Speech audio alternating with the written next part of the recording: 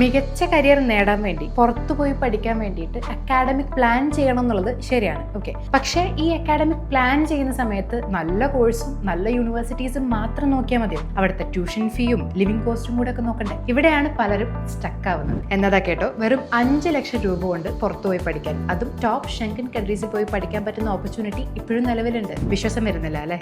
Okay, ഞാൻ പറഞ്ഞിട്ട് നിങ്ങൾ ട്രസ്റ്റ് ചെയ്യേണ്ട.